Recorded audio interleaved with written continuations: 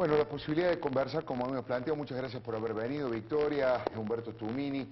La verdad que por trayectoria y por mirada de lo que ha ocurrido en los últimos años, tienen mucha autoridad ustedes para hablar del tema del general Milán. Ya lo hablamos con Sam, pero me gustaría saber la opinión de los dos. Empecemos por vos, Victoria. ¿Qué hay detrás de eso? ¿Por qué el gobierno comete semejante torpeza, no?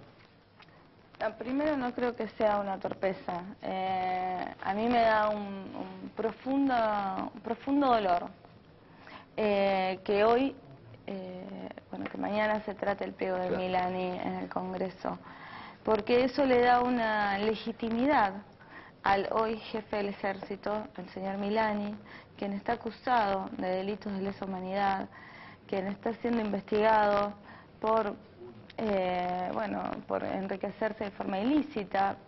Lo importante es, el jefe del ejército argentino es una persona acusada de haber participado en el terrorismo de Estado durante la última dictadura militar, ni más ni menos que siendo parte del aparato terrorista que secuestraba, torturaba y desaparecía compañeros. ¿Y por qué digo que me da una profunda tristeza? Porque independientemente del qué lo lleva a hacer esto al gobierno, lo que tienen que ser muy conscientes es que están no solo arriando las banderas que levantaron el 24 de marzo del 2004, que muchos de nosotros recordamos aún hoy con emoción. Claro. No solamente las están arriando, las están enterrando. Lo que quieren hacer con eso es llevarse ellos también las banderas de los derechos humanos o mostrar que para muchos esto no significó nada. Y hay una gran hipocresía cuando Cristina o cuando parte del gobierno nacional, los que defienden más fogosamente al gobierno, dicen que quienes criticamos a Milani lo hacemos desde un lugar cómodo, porque nunca hemos defendido los derechos humanos, porque nunca nos ha sucedido nada, porque somos golpistas, gorilas, destituyentes. Bueno, acá se les termina el relato, muchachos. Yo no soy gorila, no soy destituyente, nosotros militamos por los derechos humanos, creemos que la vigencia de los derechos humanos solo se garantiza con un Estado que garantice que los derechos se puedan gozar. Nunca me ha pasado nada y nací en la Escuela de Mecánica de la Armada, secuestraron a mi mamá y a mi papá y me enteré quién era a los 23 años después de la búsqueda de las abuelas de Plaza de Mayo. Desde ese lugar quiero criticarlos y desde ese lugar espero que tengan un poco de valor, de ser humano en algún lado, para mirarnos a los ojos y decirnos que no han perdido hasta la vergüenza votando a este tipo que tendría que estar sentado en el banquillo de los acusados, enfrentando a un juicio como han ido muchos militares hasta ahora. Es lo mejor de la historia, es lo mejor de esta década. Están borrando con el codo lo mejor de la década ganada, no les va a quedar nada. Con el ascenso y con la aprobación del pliego de Milani, de la década ganada, no les va a quedar nada más que el recuerdo de un relato que va a terminar siendo un verso. Es difícil hablar después de Victoria porque lo dice con todo y con una emoción y con una autoridad, producto de toda su trayectoria, pero bueno, quería saber también tu mirada, Humberto. Sí, a mí me parece que yo comparto la opinión de Ernesto Sanz. Yo creo que hay otras cosas por detrás. Creo que ellos no esperaban que les apareciera esta denuncia del papel de Milani en la dictadura, ¿no? Porque como evidentemente era un oficial joven, etcétera, no esperaban eso. Yo creo que lo que hay por detrás en realidad tiene mucho que ver con cosas que ya venían haciendo. Por ejemplo, ellos ya venían haciendo, y donde se manifiesta más nítido todavía que en los derechos humanos, la cuestión del doble discurso. Ellos ya venían montando un aparato de inteligencia. El proyecto X de Gendarmería, ¿no?, era un proyecto de inteligencia, claramente, ¿no?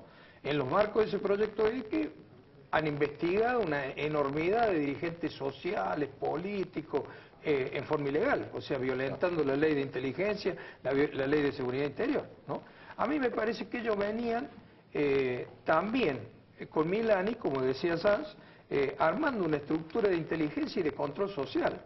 de inteligencia y de control social. A ellos, en un determinado momento, les seduce un poco también la posibilidad de meter la fuerza de mano en el control social, ¿no? Bueno, ahora les han parado las vacaciones. Exactamente, ¿no? Bueno, ahora, salió Cristina los otros días a defenderlo a Bernie, de que Bernie había detenido 60 personas que estaban haciendo una manifestación en la calle y la llevó a Campo de Mayo, al lugar donde se torturaba y se hacía desaparecer personas. Eran compañeros nuestros, eran 60 militantes, muchos de ellos jóvenes y hasta un bebé de Barrio de Pie, ¿no? Bueno, Cristina salió a defenderlo, a Bernie. Es decir, evidentemente ellos ya venían en una idea, ¿no es cierto?, de meter nuevamente a la Fuerza Armada en la inteligencia interior y en el control social interior, ¿no? Eso es un enorme doble discurso. Claro. Es decir, si uno toma lo que ellos... no solo es una violación a la ley enorme, seguro, ¿no es cierto?, sino que además es un doble discurso. Yo creo que ese es el objetivo principal con Milani. Disfrazado, yo apoyo el modelo, Nacampó, bueno, toda esa fraseología que utilizan ellos para justificar muchas veces lo injustificable. Yo creo que les apareció este tema de derechos humanos y deben estar demasiado avanzados en la cosa que los lleva a pagar el precio político de sostenerlo, porque si no, no se entiende. O sea, de última, no sabíamos, lo sacamos a Milani a otro, claro, y listo. Hay algún compromiso claro, yo creo, exactamente, yo creo que en el medio hay cosas que estaban bastante avanzadas y que están tratando de no resignar y bueno, están dispuestos a pagar el precio político de comportarse como decía Victoria. Victoria, Libre del Sur, a través de un instituto con Isaac Rubnik, tienen un trabajo muy interesante respecto de la inflación, lo que es el índice de barrial de precios y todo eso.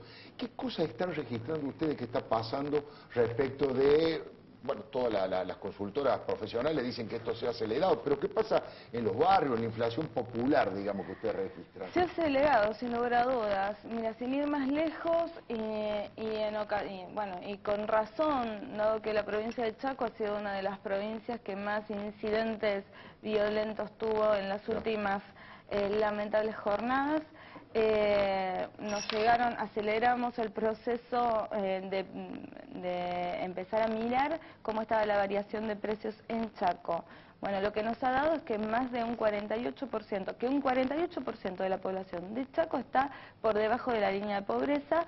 De ese 48% hay un 14% que está por debajo de la línea de indigencia. Casi un 50% de las personas están por debajo de la línea de pobreza en la provincia del señor jefe de gabinete, que además hace unos meses atrás, para tener un poco de memoria, habían anunciado que tenían desempleo cero. Sí. Digamos, con una cara dura cual piedra, habían anunciado un desempleo cero. Hoy es una de las provincias con mayor índice de personas debajo de la línea de pobreza e indigencia. Y en el conurbano bonaerense, esto ha sido un relevamiento también del ISEPSI, desde el área de salud, lo que se relevó es el índice de talla y peso de los niños y niñas y adolescentes de 0 a 19 años. En más de 25 barrios del conurbano bonaerense. Lo que ha dado ese relevamiento es que casi el 50% de los niños pesados no alcanzan el peso normal. Es un 14% que tiene riesgo de bajo peso y un 12% que tiene bajo peso. Claro. Y después hay un porcentaje de un 15% que es obesidad. Ahora, la obesidad en los sectores populares hay que entender como un problema de alimentación que también... Claro. Se asocia a la desnutrición porque es la mala nutrición, ¿no? Claro, si vos solamente comes los fideos que te mandan, fideos, polenta y arroz que te mandan en el bolsón, y ese chico no es un chico que está correctamente nutrido. Sí, seguro. Tumini, le pregunto por la construcción política. Hacia el 2015, están trabajando con el radicalismo, con el socialismo, con la coalición cívica, con el GEN. ¿Ustedes piensan que serían, por ejemplo, capaces de votar dirigentes como Wiener? Por supuesto, ya lo han hecho, pero si en esa interna gana un radical, no les hace ruido, irían a una interna y apoyarían a un candidato presidente, supongamos, del radicalismo? A nosotros no nos hace ruido, porque nosotros lo que hemos planteado, que es lo mismo que planteamos con UNER acá, ¿no? Claro. Si vos te recuerdas, ¿no es cierto?, lo de UNER, nosotros dijimos a finales del año 2012 que que en la Ciudad de Buenos Aires había condiciones, si se unían bajo un mismo programa todos los sectores progresistas con un instrumento para dirimir candidaturas, eso se podía ir en camino a una nueva mayoría política, ¿no? Claro. Bueno, dijeron que era imposible, que los egos, que esto, no fue así. Hicimos una alianza política, hicimos una interna política con poquísima agresividad, ¿no? Y hoy le hemos dado continuidad en una excelente relación. Yo vengo recién de un festejo de Pino, ¿no? Donde estuvimos todos, ¿no? Claro. Estuvo Gil Lavedra, estuvo Fernando Sánchez, bueno, estuvimos todos. Por lo tanto, digamos, evidentemente eso fue un éxito. Y para nosotros, digamos, la posibilidad concreta de que la salida del kirchnerismo sea en dirección a una fuerza progresista reside en la unidad de todos los sectores progresistas en un sentido muy amplio, ¿no? Sobre la base de un programa. Hay que hacer un programa, discutir qué pensamos que hay que hacer en el país y si pensamos parecido, avanzar en un proceso de unidad y si tenemos las internas abiertas, si tenemos varios candidatos a presidente. El que gana lo apoyamos todos. Ese es digamos, la enseñanza de UNE. La verdad que nosotros no tenemos problemas porque todos los que se incorporen en esa alianza política, y nosotros creemos que hay que tener un sentido bien amplio de esa alianza política, tienen que estar sobre la base de un programa. Si coincidimos en el país, ¿qué hay que hacer? A grandes trazos, algunas cosas podemos tener. Nosotros creemos que cualquier candidato es bueno, y si lo elige la gente en internas abiertas, bueno, ese es el candidato de todos, ¿no? Mejor. Me queda muy poco tiempo, Victoria, pero te hago una pregunta. ¿Ven ustedes algo sospechoso, llamativo en el acercamiento en los últimos días de el kirchnerismo y el macrismo en la Ciudad de Buenos Aires, en general con 2 o 3 cosas que han ido ocurriendo? ¿Creen que hay ahí algún tipo de novedad política o simplemente cosa de coyuntura? No es novedoso, digo, el kirchnerismo ya ha elegido al macrismo para ser su oposición. ¿Por qué? Porque cuando empieza a crecer una oposición distinta, digo, hoy más allá de que existen varios actores que dentro del espacio donde estamos nosotros, progresistas, pueden ser candidatos a presidente, es el único espacio que tiene un candidato a presidente claramente, que es Hermes Wiener. Entonces, a eso la reacción del kirchnerismo es elegir, mientras va arreglando sus problemillas internos, que no suelen ser menores y sí nos dan mucho sufrimiento a los argentinos y argentinas, porque siempre nos dejan en el medio de las internas del propio Partido Justicialista, eligen a quien quieren de opositor, y al que quieren de opositor es a Macri. Entonces, por un lado se eligen mutuamente de oposición y por otro lado cierran algunos negocios en la Ciudad de Buenos Aires que no son menores. Sí, hay una cosita, hay una novedad en eso, ¿no? Sí. Antes lo elegía de opositor y a Macri le venía muy bien, Sí. ¿no? Ahora lo elige de amigo también, ¿no? O sea, yo creo que se va a atenuar el conflicto kirchnerismo. El kirchnerismo siempre se ha mostrado absolutamente flexible, ¿no? O sea, discursea una cosa, pero después cuando baja la vida.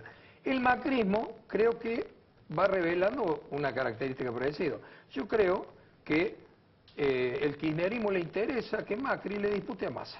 Con toda franqueza, creo que... Y por lo tanto creo que le va a hacer la vida menos amarga en la Ciudad de Buenos Aires a los efectos, así como antes lo ponía como en el enemigo, le garantizaba el triunfo en la Ciudad de Buenos Aires y ellos se garantizaron el triunfo nacional, ahora le va a hacer la vida menos amarga. Bueno, habla también del doble discurso de toda esa dirigencia política, del gobierno de un lado y del macrismo del otro, es innegable, ¿no? Les agradezco muchísimo a los dos, les deseo muchas felicidades, que tengan un muy buen año. Gracias, muchas gracias gracias por Igualmente, compartir además el igualmente, último Alfredo. programa. Muy amable. ¿Te vas al sur, Alfredo? No Sí. vamos a decir por qué. Simplemente le quiero decir que a usted también le deseo las máximas felicidades posibles, por supuesto trabajo para todo, una Argentina pacificada, con inclusión, una Argentina absolutamente con libertad de expresión, y le recomiendo que se quede porque el programa que viene, Cecilia Lucía Puig sabe a quién va a entrevistar. Vamos a conocer a un empresario que es el líder de Buquebús, se llama Juan Carlos López Mena.